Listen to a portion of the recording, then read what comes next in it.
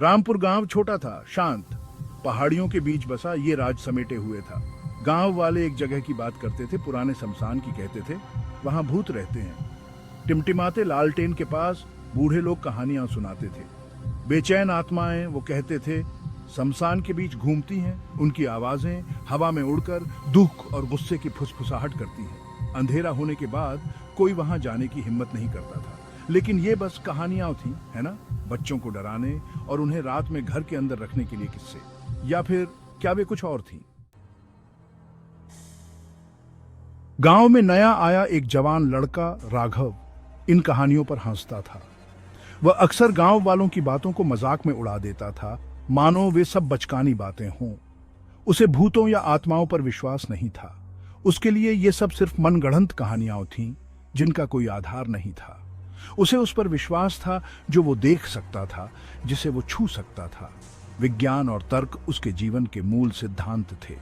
ये बस कहानियां हैं, उसने एक शाम घोषित किया। उसकी आवाज आत्मविश्वास से गूंज रही थी। उसने गांव वालों के सामने अपनी बात रखी, मानो वह कोई बड़ा रहस्य उजागर कर रहा हो। मैं आप सबको साबित करके दिखाऊंगा, उसने चुनौती भरे स्वर में कहा, मानो वह किसी युद्ध के लिए तैयार हो। उसने शमशान में रात बिताने की अपनी योजना की घोषणा की। यह सुनकर गांव वाले सन्न रह गए। गांव वालों ने उससे विनती की। उनके चेहरे डर से सिकुड़े हुए थे। वे जानते थे कि शमशान में रात बिताना कितना खतरनाक हो सकता है। मत जाओ राघव, उन्होंने आग्रह किया। उनके स्वर में चिंता और भय स्पष्ट था। यह सुरक्षित नहीं है, लेकिन राघव दृढ़ था। उसने उनकी बातों को अनसुना कर दिया और अपने निर्णय पर अडिग रहा। वो शमशान में रात बिताएगा और भोर में वापस आएगा, ये साबित करते हुए कि कहानियां अंधविश्वास से बढ़कर कुछ नहीं थी। उसकी योजना थी कि वह पूरी रात वहां रहेगा और सुबह होते ही गांव वालों को बताएगा कि वहां कुछ भी असामान्य नहीं था। राघव ने शमशान में अपना डेरा जमाया, एक लालटेन जलाकर, और खुद को मानसिक रूप से तैयार किया। वह जानता था कि यह रात उसके विश्वास की परीक्षा होगी। जैसे जैसे रात गहराती गई, राघव ने अजीब आवाजें सुनी, लेकिन उसने उन्हें अपने मन का भ्रम मानकर नजरअंदाज कर दिया।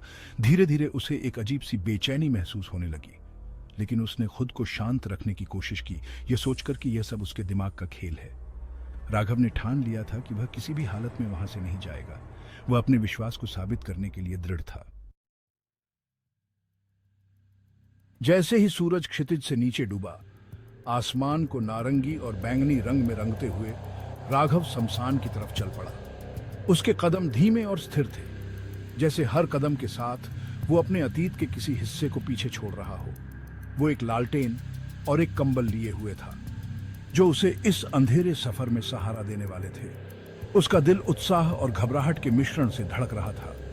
हर धड़कन के साथ उसे अपने निर्णय की गंभीरता का एहसास हो रहा था।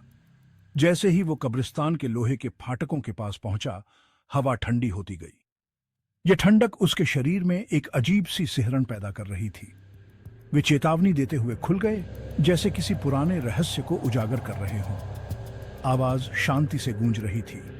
वो अंदर कदम रखा और हर कदम के साथ उसे ऐसा महसूस हो रहा था जैसे वो किसी अनजानी दुनिया में प्रवेश कर रहा हो। उसके पीछे फाटक जोर से बंद हो गए। यह आवाज उसके दिल की धड़कन को और तेज कर गई। वो शमशान में और गहराई में चला गया, जैसे किसी अदृश्य शक्ति ने उसे खींच लिया हो। बजरी वाले रास्ते पर उसके कदमों की आवाज ही एकमात्र आवाज थी। ये आवाज उसे उसकी तन्हाई का एहसास दिला रही थी। कब्रें खामोश प्रहरियों की तरह खड़ी थीं, जैसे वे उसकी यात्रा की गवाह बन रही हों। उनके सिरहन पर लगे पत्थर धुंधली रोशनी में मुश्किल से दिखाई दे रहे थे। ये धुंधली रोशनी एक रहस्यमयी माहौल बना रही थी, जो राघव के दिल में और भी सवाल पैदा कर रही थी।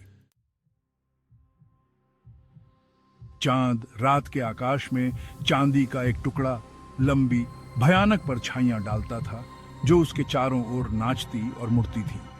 हवा पेड़ों से होकर फुसफुसाती हुई नम मिट्टी और सड़ते पत्तों की गंध ला रही थी। उसे एक अपेक्षाकृत साफ जगह मिली और उसने अपना कंबल बिछा दिया। नीचे बैठकर उसने बेचैनी की बढ़ती भावना को नजरअंदाज करने की कोशिश की, जो उस पर हावी हो रही थी। सन्नाटा अजीब था, जो कभी कभी पत्तों की सरसराहट या दूर उल्लू के हूंट से ही टूटता था।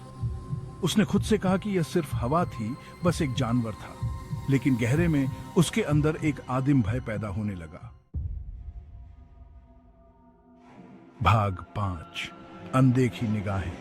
जैसे जैसे रात होती गई तापमान गिरता गया। राघव ने अपने कंबल को अपने चारों ओर कसकर खींच लिया। उसकी सांसें ठंडी हवा में सफेद फुहारें बना रही थी। उसने एक उपस्थिति महसूस की, देखे जाने की भावना। उसने धीरे से अपना सिर घुमाया, अंधेरे को देखते हुए। वो कसम खा सकता था कि उसने परछाई में एक व्यक्ति को खड़ा देखा था, लेकिन जब उसने पलकें झपकाईं तो वो चला गया था। उसने उस एहसास को दूर भगाने की कोशिश की, लेकिन वह बना रहा। वहां कुछ था, कुछ अनदेखा उसे देख रहा था। भाग 6। कब्र से फुसफुसाहट। फिर उसने उसे सुना, एक फीकी फुसफुसाहट, हवा में सवार।